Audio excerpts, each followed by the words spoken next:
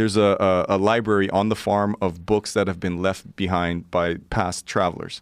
And of course, there's a old, from the 70s or 80s, National Geographic catalog. And I start reading about Mokele Membe. I don't know if that's how you say it, but it's scientists, National Geographic people have spotted this fucking brontosaur-like thing in the Congo, and it's still there, and the Congo is still, it's the heart of darkness. I gotta fucking find this thing. I gotta go there. Like I was. How old were you at the time? I was 18. You decided you were going to go there? I was like, I have to go there. How old were you when you went?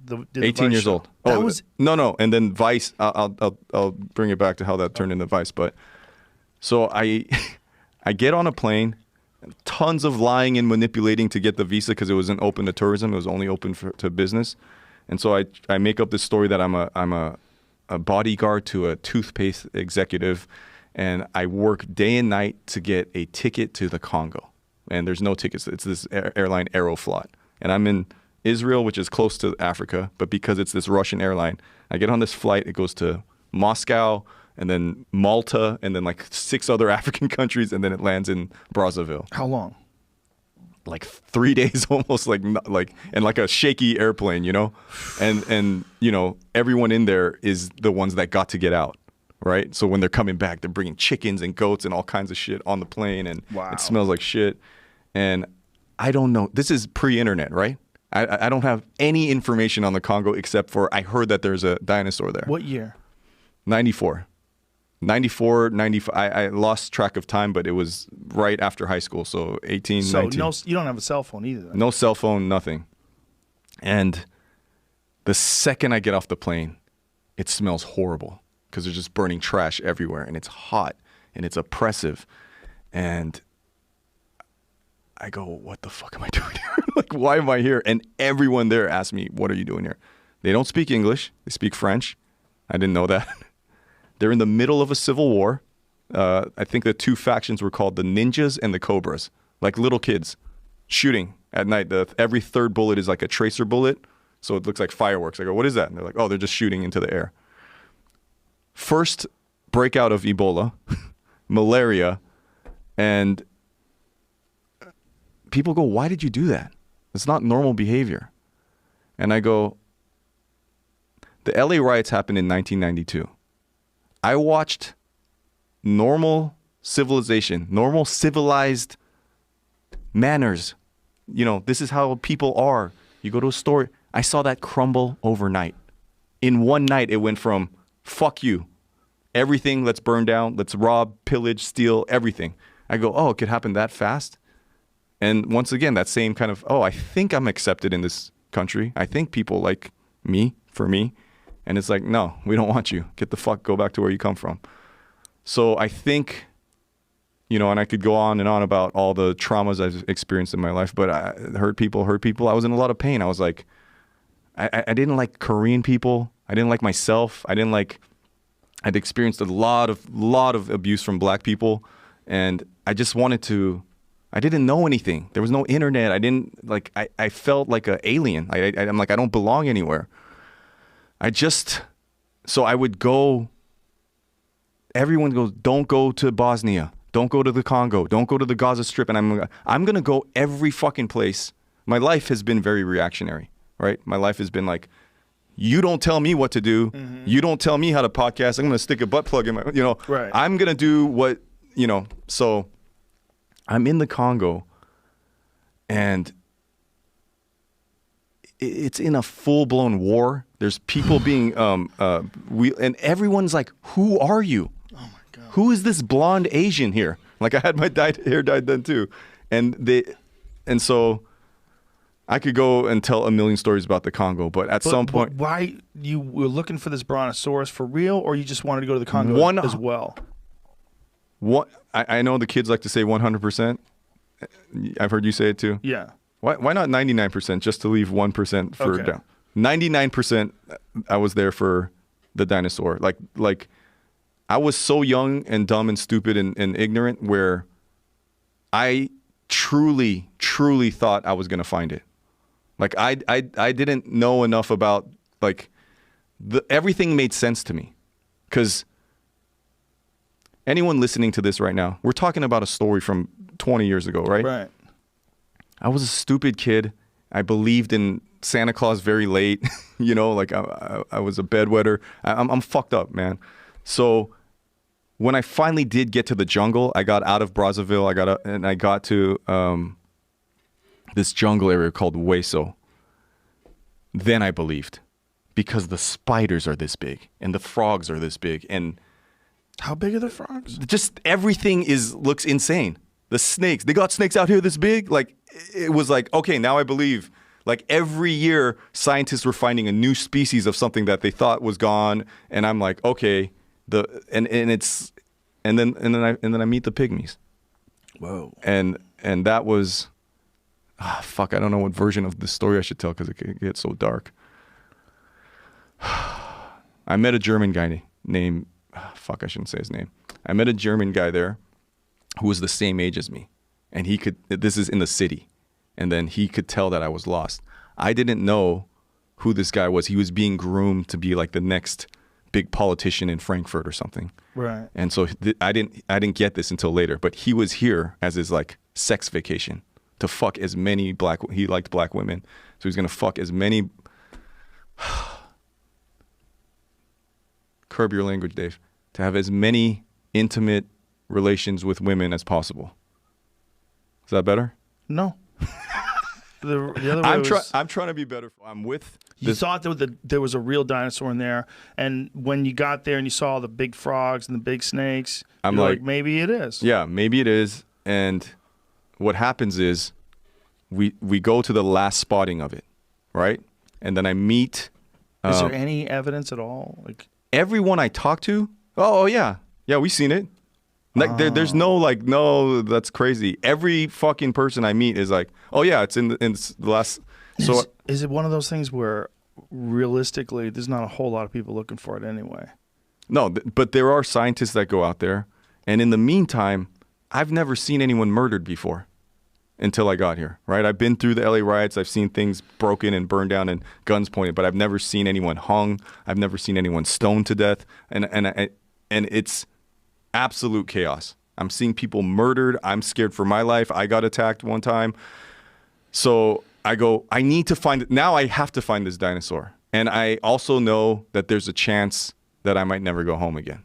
So I write a letter to my parents. They don't know where I am. They think I'm in Israel on this farm. Like, I didn't tell anybody. So I wrote my parents this long letter of, I love you guys. I'm about to embark on a journey to find a dinosaur in the jungle. And I sent it at the airport before I got on the plane to the jungle. I have no money. I have only one change of clothes. I have fucking blonde hair.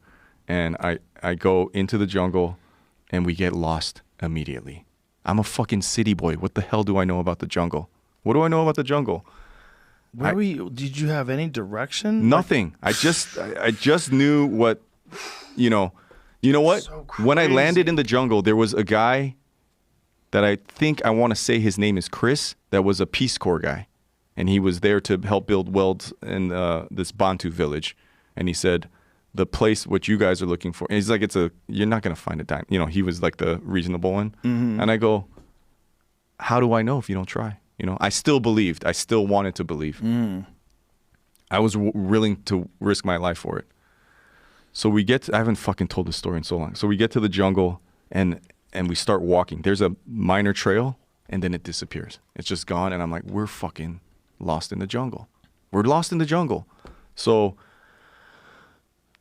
I'm with this guy that what we told people, he was here to fuck as many women as possible. But we went with the story of he is the toothpaste executive and I'm his bodyguard. That's a fake bullshit story. Right. As we're lost in the jungle, he starts to think that story is real. Hey, go fetch me a pineapple. I go, dude, I'm not your, he's like, you're not a real executive, bro. Like, I'm not going to get, and he starts like telling me like, I'm like, hey, you know, that was a fake story, right? Like, he's like, and there's no one around. So we get lost for days and he starts to really be like humiliating towards me and right on my nerves. And we had rations. We went in with some crackers and some like tuna in a can thing. And I go, hey man, we're fucking lost. I don't know how to survive. We need to ration this food out. I come, He ate it all. He ate it all. Whoa. And now, like, have you ever been in that kind of situation where you're like, I'm gonna die here? Like, I'm never gonna, like, hope is gone. Like, I'm in a thick Congolese jungle. Like, I don't know how to get out, and we've been lost for days. Like, I don't know how to survive. I don't fucking know how to, like, this is it, you know? That's insane. And on top of it, I have this fucking German asshole who's like talking down to me, making fun of me, and eating my fucking rations.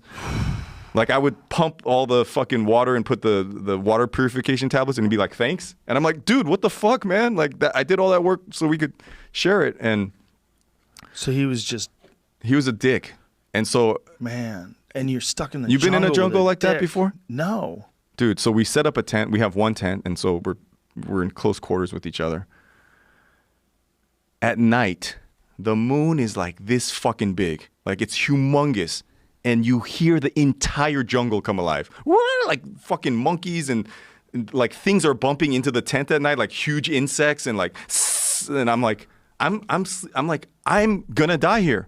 I'm gonna die here. So the few times in my life where I've been in this kind of hopeless situation, the only thing that's gonna get me out of it is if I can control my mind. Because I'm like falling into despair. And in the daytime, I'm doing stand-up to the trees. Because we're just walking in like circles, and I'm like, hey, how you guys doing all tonight? You know. So you don't know where you are. I don't know where I am. Oh my I'm God. talking to the vegetation. Oh my God. And this guy is riding my last nerve, and so I could safely say I lost my mind. And so we're down to our last food, and he did it again. And I said, bro, what the fuck did I tell you? We got to make this last. I'm starving. You ate the rations that were supposed to, that was it. And he's like, whatever. And he has a more like dissociated, like checked out, like we'll get out of here somehow. And part of, I don't know, his coping thing was to like talk down to me or whatever. And so that night, and we're lost at this point a week and a half maybe. We haven't, you know, I'm fucking 90 pounds. I've lost all this weight. I'm going to kill this guy. I'm going to murder him. I'm going to fucking murder him because I don't like people talking shit to me like that. I've been a punching bag for this guy for weeks now. And I'm just going to fucking kill him. And if I have to eat him to survive, I guess I'll do that. And so he's out cold. He's got fucking crumbs on his face, tuna fucking juice from the food that was supposed to be shared. And I go outside the tent and I pick up a huge rock, like bigger than this. And I go, I'm going to fucking kill this guy. I have officially lost my mind. Like, I'm barely going to survive. I can't do it here with this guy. So he's out, and I was fucking looking at his face. And I pick up the rock, and I go, I don't even have to apply any pressure. If I just drop it, he's done. Like, he'll be fucking dead. And I go, oh, fuck, is there anything left? Is there any common sense? Is there any light left in my...